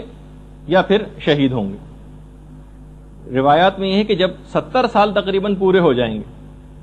تو قبیلہ بنی تمیم کی ایک عورت جس کا نام سعیدہ ہوگا، سعاد نہیں، سین عین یہ دال ہے، سعیدہ، یہ ایک درخت کے اوپر بیٹھی ہوگی بہت بڑا سا پتھر لے کے، اور جب حضرت حجت وہاں سے گزریں گے تو ان کے اوپر اس پتھر کو پھینکے گی، جس کے نتیجے میں حضرت حجت شہید ہو جائیں گے۔ روایات میں بھی کہ اس عورت کی جو شکل و صورت ہے اس کی ظاہری حالت مردوں کی طرح سے اس کی داڑھی ہوگی اس عورت کی۔ اچھا، لیکن یہ والی جو روایت ہے، اچھا ابھی کچھ ہی عرصے پہلے ایک بات بڑی مشہور بھی ہوئی تھی آیت اللہ بہجت کے حوالے سے، کہ جب وہ زار و قطار رو رہے تھے اور لوگوں نے اسے دریافت کیا تھا تو لوگ کہتے ہیں کہ انہوں نے اپنے گریے کا وجہ بیان کی کہ وہ عورت پیدا ہو چکی ہے جو حضرت حجت کو شہید کرے گی۔ اب بہت ساری جب ہم نے اس کا ویسے جب اس کی تحقیق کی اور وہاں کے علماء قوم سے پوچھا تو اکثر نے تو کہا کہ حضرت آیت اللہ بہجت کے حوالے سے جو باتیں ہم کراچی سے سنتے ہیں وہ خود ہم حضرت بہجت کے سامنے رہتے بھی ہم کو سنائی نہیں دیتی، کہ بعض اوقات اس قسم کی باتیں کہ ہمیں وہاں سے سننے میں آتی ہیں کہ یہ حضرت آیت اللہ بہجت نے یہ بات کہی یا انہوں نے یہ عمل کیا ہے، یہ ہمیں وہاں سے پتہ چلتا ہے کراچی سے۔ تو بہرحال بعض اوقات بہت سی چیزیں اس طرح کی مشہور ہو جاتی ہیں جو پھر پھیلتی چلی جاتی ہیں معاشرے کے اندر۔ اب میں اس روایت کا پہلے بتا دیتا ہوں۔ اب یہ والی بھی جو روایت ہے اس کے متعلق سید محمد صدر جو ہیں انہوں نے تاریخ بعد الظہور ایک کتاب لکھی ہے، اس کے اندر بھی اس بات کو کہا ہے کہ یہ جو روایت ہے اصل میں یہ الزام الناصب میں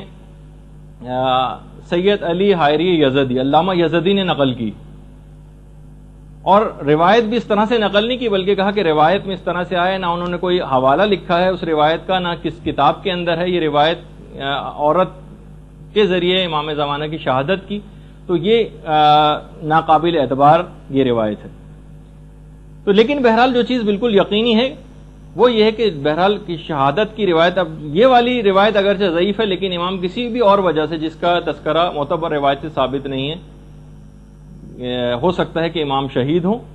یا وفات پائیں، لیکن علماء نے کہا کہ وفات اور شہادت کی جو روایتیں ہیں اس میں شہادت کی روایت ذرا زیادہ برتری رکھتی ہیں۔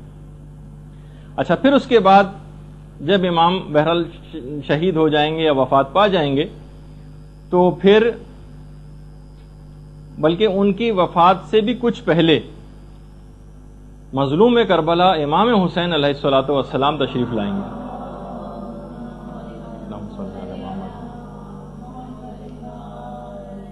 امام کو سوائے امام کے کوئی غسل نہیں دے سکتا۔ تو روایات میں یہ ہے کہ امام حسین یہ جن کی رجت ہوگی جس کا بھی ہم تذکرہ کرنے والے ہیں، سب سے پہلی رجت امام حسین علیہ السلام کی ہوگی جو تمام شہدائے کربلا اور 70 انبیاء کے ساتھ تشریف لائیں گے دوبارہ۔ اس وقت حضرت خاتم، حضرت حجت، حضرت قائم اپنی انگوٹھی اور جو تبرکات انبیاء ہیں یہ امام حسین علیہ الصلوۃ والسلام کے سپرد کر دیں گے۔ پھر اس کے بعد حضرت حجت کی شہادت واقع ہوگی، امام غسل دیں گے، کفن دیں گے اور انہیں دفن کیا جائے گا۔ اچھا، اس میں ایک بات اور بھی روایات میں آئی ہے کہ جو شیطان والا جو واقعہ ہے کہ کیا شیطان کو امام زمانہ قتل کریں گے؟ چھٹے امام سے یہ بات پوچھی گئی کہ شیطان نے تو قرآنی آیت بھی ہے کہ قیامت تک کے لیے مہلت مانگی تھی، یعنی اسے وقت معلوم تک کی مہلت دی گئی، تو یہ کہہ دیا جاتا ہے کہ ہاں تجھ کو قیامت تک کی مہلت ہے، سورہ ہجر میں بھی جو کہ پوری آیت ہے۔ تو امام نے فرمایا اس کو حضرت قائم کے قیام تک کی مہلت دی گئی، امام کے پاس پھر جب اس کا آخری وقت قریب آ جائے گا شیطان کا تو امام کے پاس وہ زانوں کے بل چلتا ہوا مسجد کوفہ میں شیطان آئے گا اور اس وقت ایک جملہ کہے گا، ہائے میری بد نصیبی، یہ روایت کا جملہ ہے، اور پھر اس کے بعد امام اس کے پیشانی کے بالوں سے اس کو پکڑ کر اس کی گردن کو کاٹ دیں گے، اور یہی وہ وقت معلوم ہے جس کو شیطان کو جس وقت تک کی مہلت دی گئی۔ تفسیر عیاشی میں بھی پوری یہ روایت ہے اور تفسیر المیزان میں علامہ محمد حسین طباطبائی نے بھی اس روایت کو لکھا ہے۔ اچھا، کچھ علماء نے کہا کہ جو شیطان کے قتل والی جو روایت ہے اس سے مراد فزیکلی شیطان کا قتل کرنا مراد نہیں، کچھ علماء نے یہ بات بھی کہی، بلکہ اس کے معنی یہ ہیں کہ ابلیسی مکر و فریب کا جو نظام ہے دنیا سے یہ ختم ہو جائے گا، ابلیسی نظریات بالکل ختم ہو جائیں گے اور عقل اور ایمان کی حکومت اس دنیا کے اوپر قائم ہو جائے گی۔ اچھا، اب کیونکہ ہم اس موقع پر آ گئے کہ حضرت حجت اس دنیا سے رخصت ہوں گے اور اس کے بعد پھر ہمارے تیسرے امام جن کی رجت سب سے پہلے ہوگی 70 انبیاء اور شہدائے کربلا کے ساتھ تشریف لائیں گے. کچھ لوگوں نے آ کر باقاعدہ مفضل نے آ کر امام سے کہا، شکایت کی کہ کچھ لوگ رجت کے قائل نہیں. ان کے متعلق آپ امام کیا فرماتے ہیں؟ اچھا ایک بات اور بتا دوں، اب یہ تھوڑی سی فقہی بحث ہے کہ جو رجت کا نظریہ ہے یہ ایک زمانہ تھا کہ جب یہ نظریہ ضروریات مذہب شیعہ میں سے ہوا کرتا تھا. ضروریات مذہب شیعہ ایک باقاعدہ ٹرم ہے، یعنی جس کو کا اگر انکار کر دیا جائے تو وہ شیعت سے خارج ہو جاتا تھا. لیکن موجودہ علماء کا جو نظریہ ہے وہ یہ ہے کہ رجت کے اوپر اعتقاد رکھنا یہ ضروریات مذہب شیعہ میں سے نہیں. یعنی اگر کسی شخص کو اس کے متعلق معلومات ہی نہیں ہے،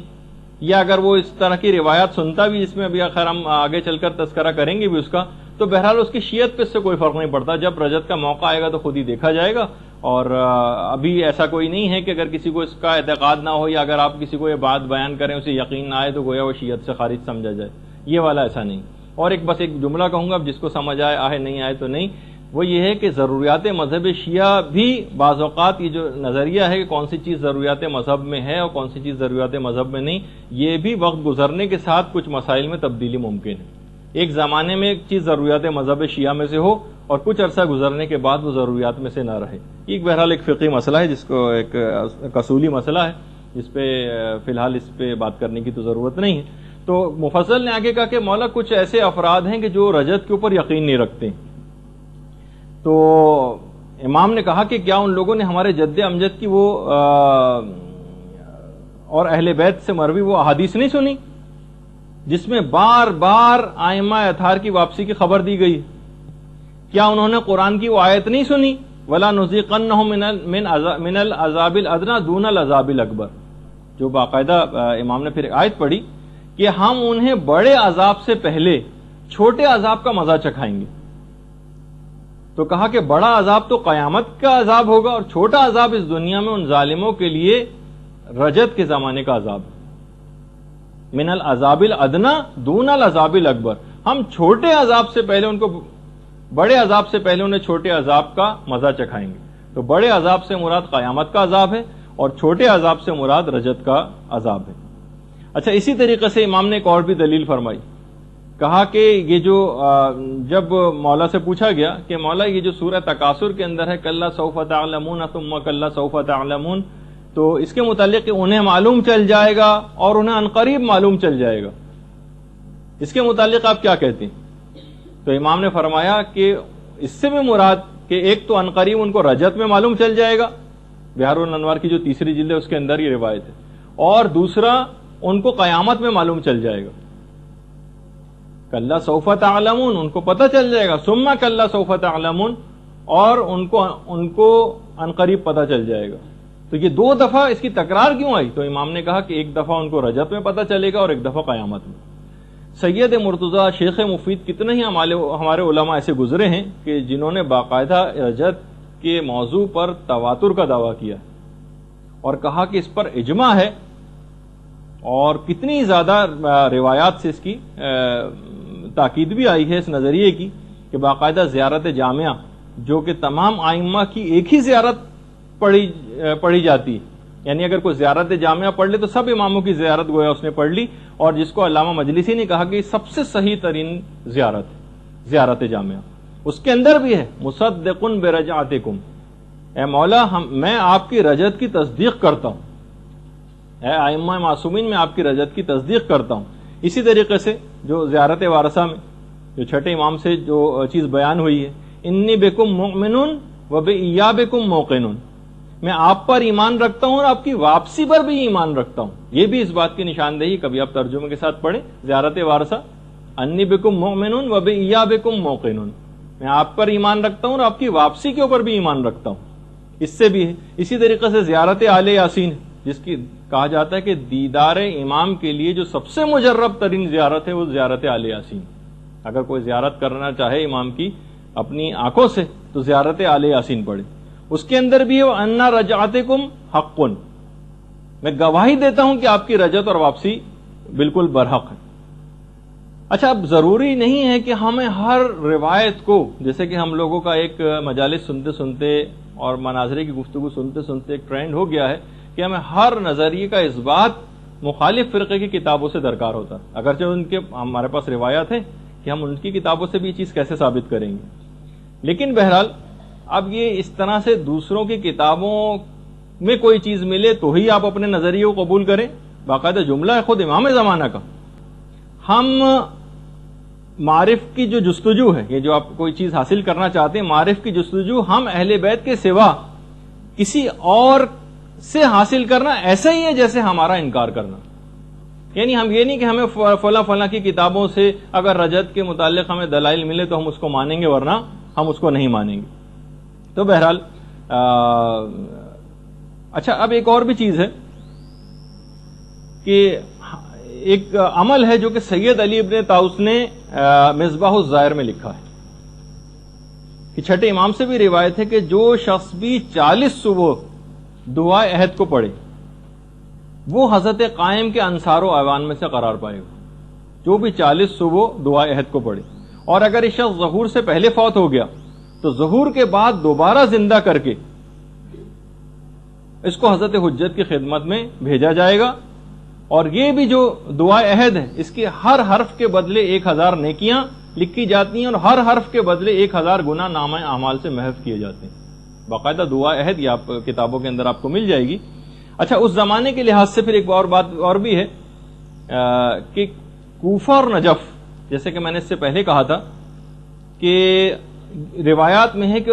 حضرت حجت کی جو ظہور کی علامات ہے اس میں سے کوفہ اور نجف مل جائیں گے۔ یعنی اب یہ پیشگوئی بالکل اب نظر آ رہی ہے کہ آخری زمان تک تقریباً جو درمیانی آبادی بہت زیادہ بڑھنے کی وجہ سے دونوں شہر مل کے رہ گئے۔ اچھا، زمانے رجعت کے اندر جو یہ بھی روایات کے اندر آیا ہے کہ پیغمبر اسلام کی بھی حکومت دوبارہ ہوگی، تقریباً 50,000 سال پیغمبر اسلام کی حکومت ہوگی، اور 44,000 سال مولا کائنات علی ابن ابی طالب علیہ الصلوۃ والسلام کی حکومت ہوگی۔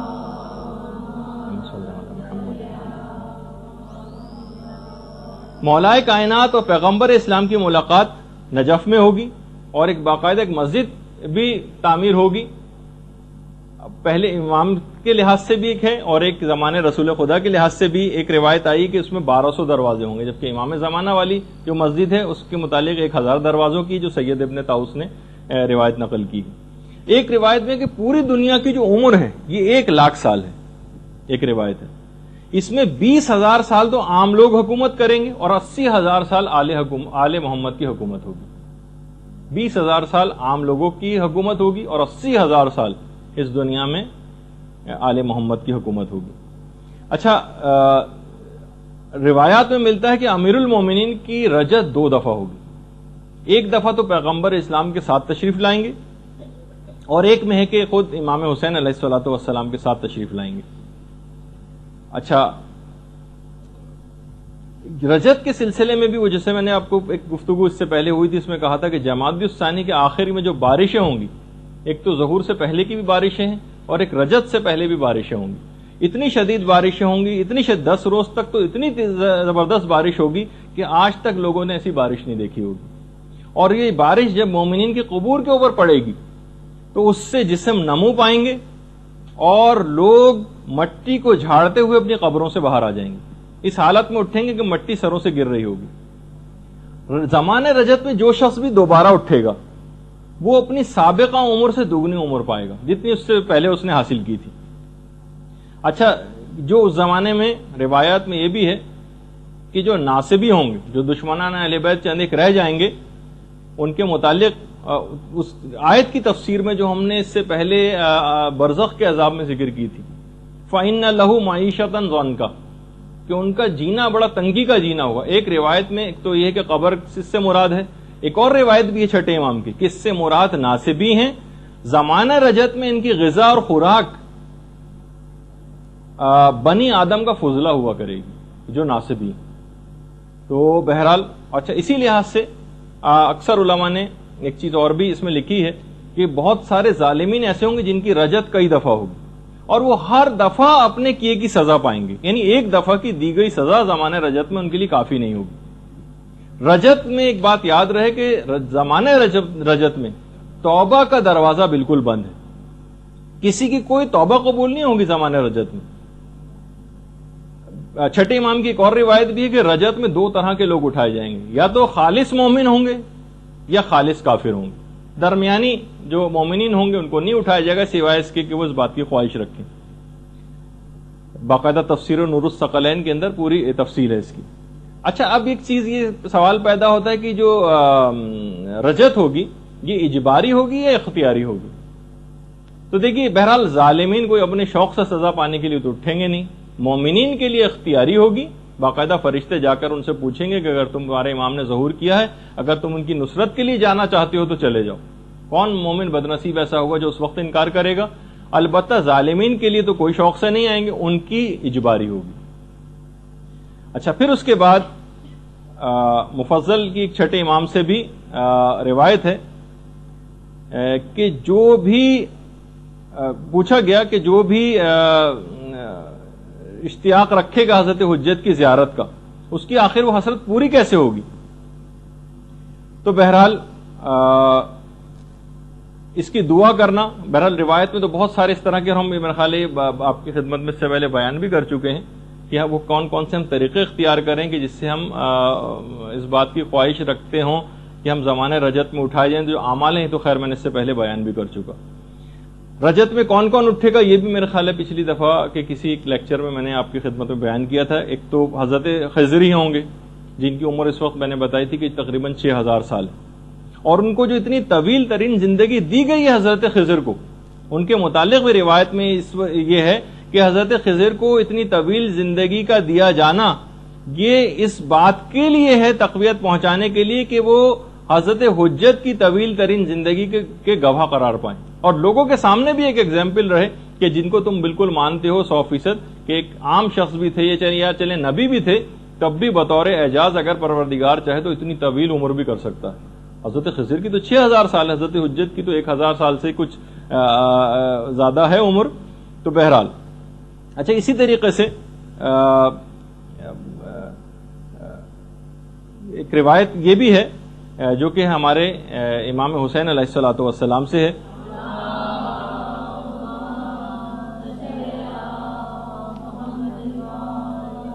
کہ میں وہ پہلا شخص ہوں گا کہ جس کے لیے زمین شگافتہ ہوگی. اچھا, اس کے علاوہ سلمان فارسی بھی اٹھائے جائیں گے زمانے رجت میں, ان کا بھی روایت میں تذکر آیا ہے. مقداد کا بھی تذکر آیا ہے. جابر بن عبداللہ انصاری کا بھی تذکر آیا ہے. حضرت ابو دجانہ انصاری کا بھی تذکر آیا ہے. دیکھیے, حضرت ابو دجانہ ان کے متعلق ملتا ہے کہ جنگ احد میں سب لوگ چھوڑ کر چلے گئے تھے پیغمبر اسلام کو سوائے مولا کائنات کے اور ابو دجانہ کے. پیغمبر نے کہا تھا ابو دجانہ بیعت میں نے تمہاری گردن سے اٹھا لی, تم بھی اگر جانا چاہو تو چلے جاؤ, اور جہاں تک رہی بات علی کی تو وہ تو مجھ سے اور میں ان سے ہوں, لیکن میں تم پر سے اپنی بیعت کو اٹھاتا ہوں. ابو دجانہ نے کہا یا رسول اللہ ایسا ہرگز نہیں ہوگا. کیا آپ چاہتے ہیں کہ میں آپ کی بیعت کو چھوڑ کر اور اپنی زوجہ اور اپنی اولاد کے پاس چلا جاؤں جو خود ایک دن مرنے والے ہیں؟ کیا آپ چاہتے ہیں کہ میں آپ کی بیعت کو گردن سے اتار کر اپنے گھر کی طرف چلا جاؤں جو ایک دن ویران ہونے والا ہے؟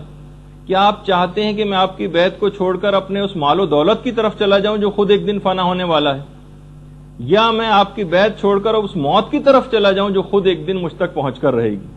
اس کے بعد بہرحال لڑے ابو دجانہ, اور اس کے بعد شہید ہوئے زخموں سے چور ہو کر. تفسیر نور الثقلین میں اس کا پورا واقعہ ہے. تو حضرت ابو دجانہ انصاری یہ زمانے رجت کے اندر اٹھائے جائیں گے. اسی طریقے سے حضرت مفضل ابن عمر چھٹے امام کے جو صحابی, خود چھٹے امام کہتے ہیں مفضل تم حضرت قائم کے دائیں طرف کھڑے ہوں گے اور تم لوگوں کو اس طرح سے امرو نہیں کرو گے, اور آج سے زیادہ اس زمانے میں لوگ تم سے فرمان کو حاصل کیا کریں گے. مفضل ابن عمر کو امام فرما رہے ہیں کہ تم دائیں طرف کھڑے ہوں گے اور تم اس زمانے میں بھی امر بالمعروف اور نہی عن المنکر کیا کرو گے, اور اس دن تم سے آج سے زیادہ لوگ فرمان حاصل کیا کریں گے. اسی طریقے سے زمانہ رجت میں اٹھائے جانے والے افراد میں مومن آل فرعون بھی ہوگا. مومن آل فرعون جن کا قرآن کے اندر بھی تذکر آیا ہے. اچھا یہ بھی حضرت امام مہدی کے اصحاب میں سے قرار پائیں گے. اس کے علاوہ حضرت موسیٰ کے جو وصی تھے یوشع بن نون، یہ بھی زمانے رجت میں اٹھائے جائیں گے. روایت میں ملتا ہے کہ ان کی بھی جو زندگی ہے حضرت یوشع کی، یہ جو ان کے وصی تھے حضرت موسیٰ کے، ان کی زندگی بہت زیادہ حضرت امیر المومنین کی زندگی سے مماثلت رکھتی. چھٹے امام فرماتے ہیں کہ انہوں نے حضرت موسیٰ کے بعد بہت تکلیفیں اٹھائیں، اور بالکل پیغمبر اسلام کی طرح سے ہی حضرت موسیٰ کی جو زوجہ تھی، ان کو کچھ منافقین نے اس بات کے لیے تیار کیا کہ وہ حضرت یوشع کے ساتھ جنگ کریں، اور جنگ ہوئی. بہرحال حضرت یوشع کو اس میں فتح نصیب ہوئی، اور حضرت شعیب کی جو بیٹی تھی یہ اصل میں حضرت موسیٰ کی زوجہ تھی. یہ جب گرفتار ہو کر لائیں تو حضرت یوشع نے ان کو معاف کر دیا. البتہ ایک بات اور بھی کہی کہ میں جب قیامت کے دن حضرت موسیٰ کے پاس جاؤں گا تو آپ کی شکایت کروں گا، کیا آپ کی وفات کے بعد آپ کی زوجہ نے کس طرح سے مجھ سے جنگ کی. تو زوجہ حضرت موسیٰ نے کہا وائے ہو مجھ پر، خدا کی قسم اگر مجھے جنت میں جانے کی اجازت مل گئی تو میں اس میں داخلے سے شرم کروں گی کہ موسیٰ وہاں پر موجود ہوں گے، میں نے کیسے منہ دکھاؤں گی کہ میں نے ان کی حرمت کو پامال کیا اور پردے سے باہر نکل آئی اور ان کے وصی سے میں نے جنگ کی. یعنی بالکل وہی مولا امیر المومنین کے واقعات سے بہت مماثلت ان میں رکھی ہے. البتہ علماء نے کہا ایک فرق ہے کہ مولا کے زمانے میں جو خاتون تھیں وہ آخری وقت تک یہی تصور کرتی رہیں کہ انہوں نے قرآن کے حکم وقرنا فی بیوتکن کے قرآنی حکم کی مخالفت نہیں کی. اے نبی کی بیویوں گھروں میں رہو. انہوں نے تو کہا میں نے پردے کو پامال کیا اور گھر سے باہر نکل آئے، ان کے وصی سے جنگ کی، لیکن وہ خاتون بہرحال آخر وقت تک یہی کہتی رہیں کہ میں نے کوئی غلطی نہیں کی. اچھا اسی طریقے سے اصحاب کہف کے متعلق ہے. یوشع بن نون بھی آئیں گے اور اصحاب کہف یہ بھی آئیں گے. اصحاب کہف کے تو متعلق ہے کہ سب سے پہلے دن جب خانہ کعبہ میں لوگ جمع ہوں گے سب سے پہلے اصحاب کہف پہنچیں گے پہلے ہی دن، اور یہ ان 313 افراد کے اندر شامل ہوں گے. ایک بات اور بھی کہے بغیر نہ رہ جائے اس میں کہ اکثر لوگوں کے ایک زمانہ تھا جب ہم یہ اس پہ گفتگو کر رہے تھے برزخ کے حالات پر اور جسم مثالی پر گفتگو ہوئی تھی، ایک نظریہ یہ ہے لیکن علماء نے اس کا رد کر دیا، کہا کہ جو رجت ہے یہ جسم اصلی پر واقع ہوگی، جسم مثالی پر واقع نہیں ہوگی. اس میں جسم مثالی نہیں ہوگا، جسم اصلی اٹھایا جائے گا رجت کے اندر. اور پھر اب اتنا وقت پھر نہیں رہا تو بہرحال اس میں بس ایک آخری چیز اور بیان کر دیں ہم کہ جتنے بھی لوگ جنہوں نے آل محمد کو ستایا ہوگا یہ بھی زمانے رجت کے اندر اٹھائے جائیں گے اور ان سے بھی انتقام لیا جائے گا. اور تفسیر نور الثقلین میں اس عورت کا بھی تذکرہ آیا ہے جو شہزادی کونین کو بہت زیادہ اذیت پہنچایا کرتی تھی، ان کا بھی ہے کہ ان کو بھی اٹھایا جائے گا اور ان پر عذاب ہوگا. اسی طریقے سے وہ تمام افراد بھی جنہوں نے ماریہ قبطیہ پر جو تہمت لگائی تھی پیغمبر اسلام کی زوجہ پر، ان کو بھی اٹھایا جائے گا. اور کچھ 2 ظالموں کا بھی تذکرہ آیا ہے، ان کو بھی اٹھایا جائے گا اور ان کو بھی سزائیں دی جائیں گی جس کی پوری تفصیل آئی ہے. رجت کے متعلق تقریباً 200 احادیث ہیں ائمہ معصومین سے مروی. 40 علماء نے رجت کی احادیث کو نقل کیا ہے اور 50 سے زائد ایسی کتابیں ہیں معتبر کہ جس کے اندر رجت کے متعلق روایات ذکر ہوئی. اچھا دیکھیے امام زمانہ کے متعلق جو یہ بات کہی جاتی ہے کہ امام کی غیبت پر امام کی اپنی ولادت سے پہلے کتابیں لکھی جا چکی. علی ابن حسن نام کے عالم انہوں نے کتابیں لکھی تھیں. اس کے علاوہ بطائنی ہے، ان کی کتابیں ہیں. ابو الفضل ناشری کی کتابیں ہیں. خود یعنی امام کی پیدائش سے پہلے امام کی غیبت کے موضوع پر کتابیں لکھی جا چکی. لوگ بار بار ائمہ معصومین کے پاس آتے تھے کہ مولا یہ بتائیے کہ آخر ہم کو یہ آسائش اور یہ فرج اور یہ ظلم سے نجات کب ملے گی. تو پھر اس کے بعد امام تمام وہ کیفیات اور علامات بتایا کرتے تھے کہ ہمارا آنے والا ایک آئے گا اور اس زمانے میں یہی علامات ہوں گی اور اس کے بعد اس کا ظہور ہوگا اور اس کے بعد آسانی نصیب ہوگی. تو کتابیں بھی لکھی جا چکی ہیں. اچھا اس لحاظ سے بس اب ہم اس موضوع کو یہاں پر اختتام پذیر کرتے ہیں کہ زمانے رجت کے اندر تمام ائمہ معصومین کی دوبارہ واپسی ہوگی روایات کے اندر ہے، اور اس کے بعد ایک سلسلہ چلے گا اور جب دنیا کی وہ مدت پوری ہو جائے گی تو اس کے بعد قیامت.